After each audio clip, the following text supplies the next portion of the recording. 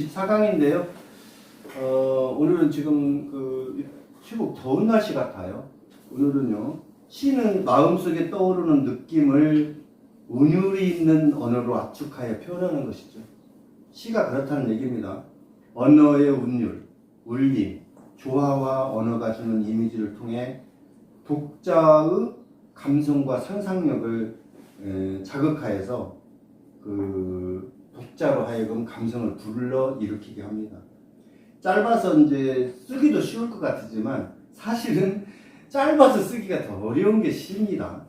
비유와 함축이 많고 독자에게 여운을 남겨야 한다는 어떤 의무감이 있어요. 그 의무감이 숙제로 남는 것 또한 시입니다. 오늘은 역설이란 무엇인가?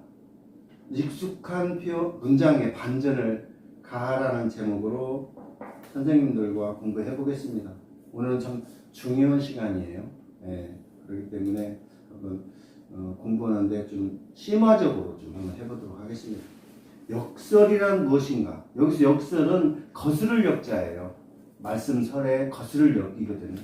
이게 말씀을 거스른다는 얘기, 어떤 얘기를 쉽게 얘기하면 주장과 이론을 거역한 논설이나 궤변을 역설이라고 부르거든요. 그리고 모순되고 부조리하지만은 그 속에 일면 진실이 담겨 있는 거예요. 그래서 역설의 목표는 듣거나 읽는 사람의 흥미를 끌고 신선한 사고를 일으킬 수 있거든요. 예를 들면 단어로 보면은 흔히 소란한 침묵, 고요한 함성, 살아있는 죽음, 이런 언어의 조합을 대체적으로 역설에서 많이 써요. 그러니까 그거를 좀 잘 알 필요가 있는데요. 또 역설이라는 것은 패러독스라고 그래요. 패러독스, 여기 써놨습니다만 어떤 걸 넘어서는 거예요. 초월하는 거예요. 넘어선. 독서는 의견이라는 얘기입니다. 그러니까 논리적 모순을 일으키는 논증이라고 봐야 돼요. 모순을 일으키는 거예요. 그러니까 모순 속에 내포된 진리, 이렇게 볼 수도 있고요. 표현된 의미와 다른 진실이 그 어떤 이면에 감춰져 있어요. 그거를 역설이라고 하니까, 그러면 어떤 시가 역설에 대표적으로 좀 써있는지 한번 알아보겠습니다. 겨울나무입니다. 나무는 자기의 온몸으로 나무가 된다. 나무는요, 자기의 온몸으로 나무가 됩니다. 그러면 사람은요? 사람은 자기 몸으로 사람이 되는 거죠. 이렇게 말할 수 있습니다. 마침내, 끝끝내 꽃피는 나무는 자기 몸으로 꽃피는 나무이다. 이것만 봐가지고는 어떤 내용이 잘 모르겠어요. 하지만 이제 이게는 어떤 부분이에요. 겨울나무라는 어떤 부분에서 가져왔거든요. 그러니까 마침내, 끝끝내. 마침내는 잘 알죠? 어떤 경과 후에 마지막을 마침내, 끝끝내. 나는 끝끝내 너와 싸울 것이다 할 때 끝끝내예요. 끝이 없는 거예요. 끝끝내는 따지고 보면은. 끝장 볼 때까지니까요. 그래서 여기서는 마침내, 끝끝내를 강조했어요. 비민주적인 현실. 이분이 시를 쓸 때 1980년대에 관련돼서 우리 민주화에 관련돼서 글을 썼거든요. 그래서 꽃피는 나무는 자기 몸으로 무엇을 하냐면 꽃을 피우는 거예요. 이 꽃은 희망이에요. 꽃은 여기서 끝까지 자기 몸으로 꽃을 피워야 돼요. 여기서 꽃이라는 건 뭐냐? 희망인데 자유겠죠. 자유. 그래서 민주혁명을 완수한 것, 그것이 꽃이에요. 그러니까 민주화를 통해서 삶의 진정한 가치를 알아내는 거죠. 민주화를 통해서. 그래서 여기서 겨울은 1980년대의 암울한 그런 시기, 민주화의 시기, 또 투쟁의 시기, 이런 것을 겨울로 표현하고 있습니다. 겨울 나무면 대체적으로 화렵소 같으면 우리가 흔히 쓰는 나무기라고 그러죠. 잎을 싹 내려놓고 있는 그런 헐벗음. 그리고 얼마나 춥겠어요. 예. 우리가 그 추운 시절을 견디고 여기까지 왔다. 와서 우리는 마침내 끝끝내 꽃을 피운다는 거죠. 그 꽃은 자유입니다. 자, 이 두 번째인데요. 가수입니다. 우리가 흔히 노래 부르는 가수예요. 이거는 웃어라 아우성이 섞이고, 아우성은 여럿이 함께 막 악을 쓰거나 기를 쓰는 걸 아우성이라고 하잖아요. 우리는 소리 없는 아우성. 이것도 역설입니다. 어찌 보면은 너희들 고통도 섞이어서 웃어라. 고통과 웃는 거잖아요. 역설이잖아요, 이게. 그래서 그 삶은 고통과 웃음. 여기서 웃음은 좀 쓴웃음을 말하는 거예요.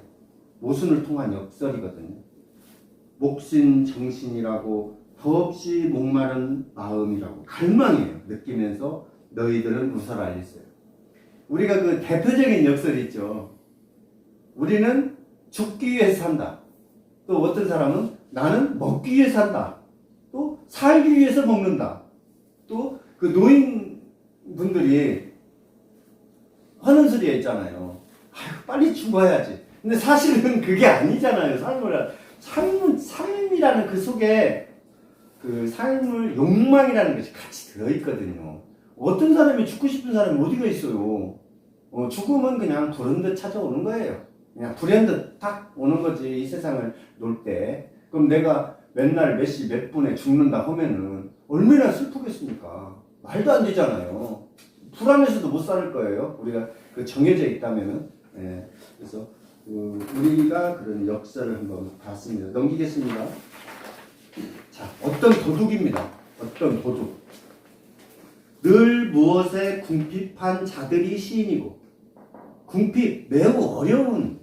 그러니까 시인은 어떤 시상이라든지 감정이라든지 이런 모든 것이 궁핍해요.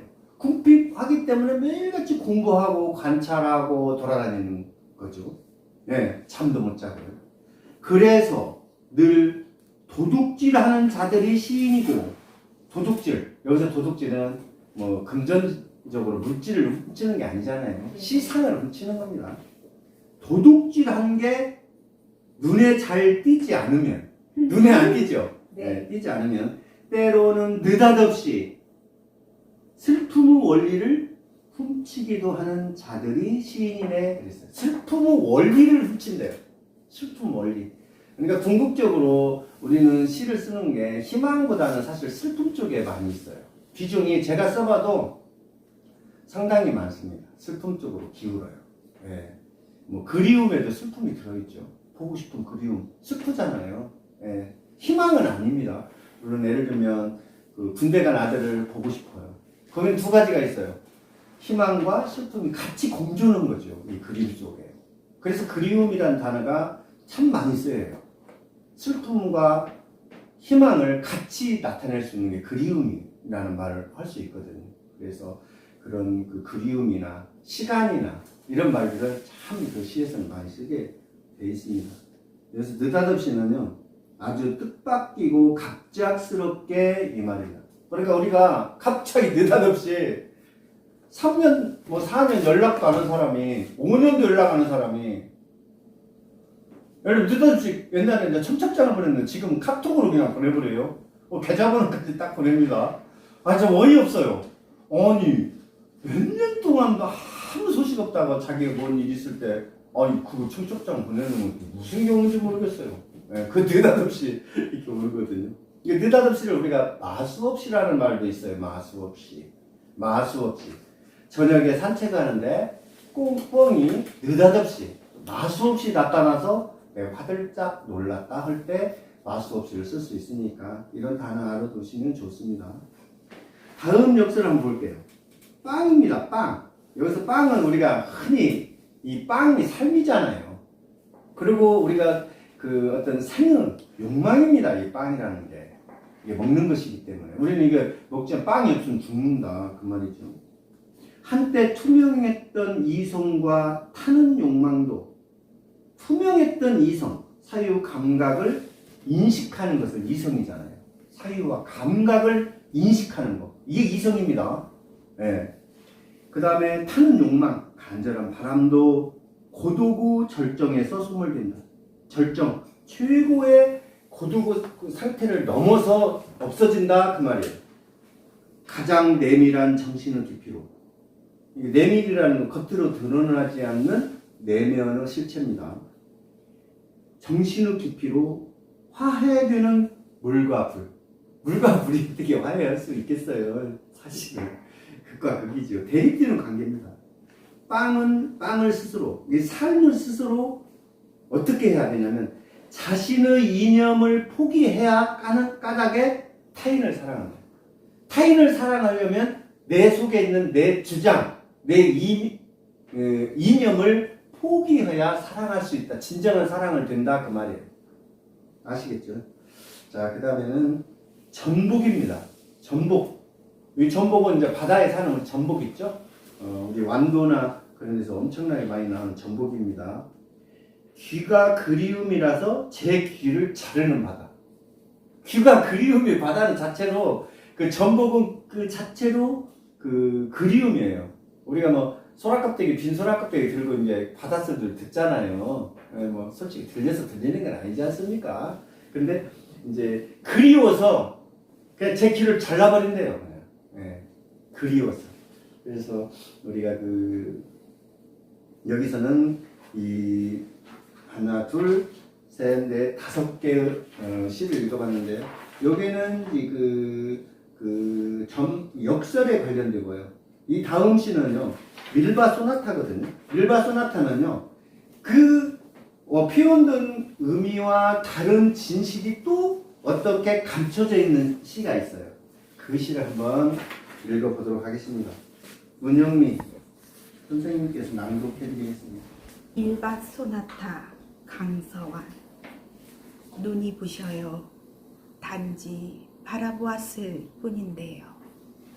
미소 하나가 천만 햇살로 비추는데요. 모퉁이도 뜨거워요. 그늘이 빛을 먹어요. 잃어버린 소중한 것들이 고개를 들어요. 내 안에 청춘이 출렁거려요. 웃는 얼굴 수없이 다녀갔지만 그때마다 황폐화되기만 했던 가슴. 어떻게 미소 하나가 1000만 볼트로 다가올까요? 어떻게 1000만 줄기가 한 몸이 될까요? 내 안에 머나먼 입맞춤이 자라요. 바람이 불어요. 한 방향으로 흔들리는 국경. 열린 적 없던 바위를 열어요. 차가운 바위를 열어요. 파묻혔던 무릎을 세워요. 태양이 지지 않는 한 그앵겐들 푸른 잎이 없겠어요. 꽃인들 피지 않겠어요. 네. 밀바 소나타를 한번 낭독으로 들어봤는데요. 애매합니다. 해석하기도 애매해요. 공부를 충실히 하지 않은 선생님들께서는 이게 뭔 소리지 도대체? 그러나 이거를 어떤 시가 이해가 잘 안 되거나 가독이 잘 안 되는 것은 느낌으로 읽으면 좋습니다. 또 어떤 것은 감성으로 읽으면 좋아요. 둘 중에 하나예요. 이 시는요, 느낌과 감성이라고 그랬잖아요. 저는 단언컨대 이 둘 중에 하나 들어있거나 같이 들어있거나 그래요. 느낌, 감성이. 근데 대체적으로 시는 다 느낌과 감성이 같이 공존해 있어요. 그러니까 시는 완벽하게 알려고 하면은 사실 재미없어요. 알 듯 모를 듯. 예를 들면 어떤 A라는 사람이 있는데 그 사람을 다 할 수 없어요. 그냥 그 사람의 인상 보고 그 사람이구나. 저분 참 점잖하게 보이네. 인상이 좋네. 아니면 이런 정도지. 그분의 그 사정까지는 다 모르잖아요. 그 느낌입니다. 시도 마찬가지예요. 생명이 있기 때문에 느낌으로 읽어야 돼요. 이거를 완벽하게 알려고 하면은 힘이 들습니다. 다만 오늘은 제가 한번 이거를 독해를 한번 해보도록 하겠습니다. 자, 눈이 부셔요. 단지 바라보았을 뿐이에요. 단지 다른 것이 아니라 오로지 그 말입니다. 미소 하나가 천만 햇살로 비추는데요. 모퉁이도 뜨거워요. 이건 뭐냐면 밀밭 소나타잖아요. 소나타라는 것은 악장의 하나잖아요. 어느 악장의 하나인데 그 밀밭이 찰랑찰랑 어떤 그런 음악의 운율에 맞춰서 찰랑찰랑 하잖아요. 우리가 보리밭을 보더라도 이게 바람이 쫙 불으면 정말 멋있습니다. 네, 찰랑찰랑해요. 그거를 하나의 지금 그 밀밭을 보면서 지금 이 시를 쓰는 거예요. 근데 밀밭에 대해서만 지금 쓰고 있는 게 아닙니다. 그래서 미소 하나, 전체 미소예요. 전체 미소, 푸른 미소가 1000만 볼트로, 예를 들면 햇살로 비친대요. 근데 나중에 볼트로 나오거든요. 1000만, 아주 무수한 그런 빛살과 찰랑거리는 모습이 지금 오버랩 되는 거예요. 근데 모퉁이도 뜨거워요. 이 말은 있어도 그 말 없어도 그 말인데, 이분이 이제 써놨기 때문에, 예, 그렇습니다. 그늘이 빛을 먹어요. 잃어버린 소중한 것들이 고개를 들어요. 내 안에 청춘이 출렁거려요. 밀밭처럼 내 안에도 저렇게 풋풋한 청춘의 시절이 있었어요. 그러니까 그 밀밭을 딱 보니까 풋풋한 청춘이 내 안에도 있어요, 지금. 그리고 옛날에 청춘으로 돌아가서 지금 그 밀밭과 같이 생각을 하는 겁니다. 네. 웃는 얼굴 수없이 다녀갔지만 그때마다 황폐화되기만 했던 가슴. 풋풋한 얼굴들이 수없이 있었어요, 나에게도 저렇게 밀밭처럼 푸른 청춘이 있었습니다. 근데 그때마다 가슴이 황폐했어요. 왜? 먹고 살려고 그러는지 어떤 욕망을 따라서 가다 보니까 상당히 어려웠다 그 말이에요. 예.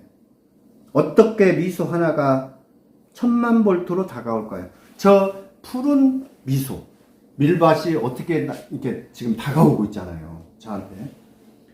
네. 어떻게 1000만 줄기가 한 몸이 될까요? 이게 1000만 줄기는 밀 줄기잖아요, 이렇게 밀줄기. 그걸 1000만 줄기, 1000만 미소, 1000만 볼트 이렇게 표현을 하고 있거든요. 그 볼트는 전압을 세는 아주 단위인데 세기를 말하는 겁니다. 그 세기, 빛의 세기. 우리가 몇 볼트, 100와트, 200와트 그러잖아요. 그 볼트입니다. 어떻게 1000만 줄기가 한 몸이 될까요? 그 지금 밀밭이 있는데 한 몸이 돼버린 거예요. 하나의 낱개의 밀들이 모여서 하나의 몸을 지금 이루고 있는 겁니다. 내 안에 머나먼 입맞춤이 자라요. 청춘이 자라고 있었어요. 바람이 불어요. 한 방향으로 흔들리는 국경. 밀밭 두렁이잖아요. 바람이 불으면 한 방향으로 파도처럼 출렁거리는 겁니다. 열린 적 없던 바위를 열어요. 내 굉장히 황폐했던 가슴, 위에 있어요. 황폐했던 가슴을 쫙 지금 열고 있어요. 네. 그 바위를 여는 거예요. 황폐했던 가슴이 바위덩어리 같이 천근만근 무거웠던 내 그 가슴을 여는 거예요. 그쵸? 아시겠죠? 차가운 바위. 내 가슴에 그 이성만 가지고 있던 차가운 바위를 여는 거예요. 파묻혔던 무릎을 세워요. 왜? 여기서 무릎을 세운다는 거냐면 내 가슴을 열고 이제 세상 밖으로 나간다 그 말이에요. 네. 태양이 지지 않는 한 그에겐들 푸른 잎이 없겠어요. 꽃인들 피지 않겠어요. 이게 희망적인 겁니다. 나의 그 풋풋했던 젊은 시절을 회상하면서 저 밀밭처럼 나도 이제 푸른 잎이 왜 없겠냐 내 몸이지만 지금 청춘을 지나간 내 몸이지만 나도 저렇게 푸른 잎처럼 왜 없겠냐 또 내가 다시 꽃을 피지 왜 말하는 법이 어디 있겠냐 이제 이 말입니다. 이 시를 이렇게 저처럼 이렇게 독해서 읽으면 힘이 들어요. 그냥 느낌과 감성으로만 받아들이면 이런 시는 참 좋습니다. 네. 그래서 우리 이런 말이 있어요. 논어에 회사후소라는 말이 있거든요. 회사후소. 한번 인터넷에서 한자를 찾아보세요. 회사후소인데요.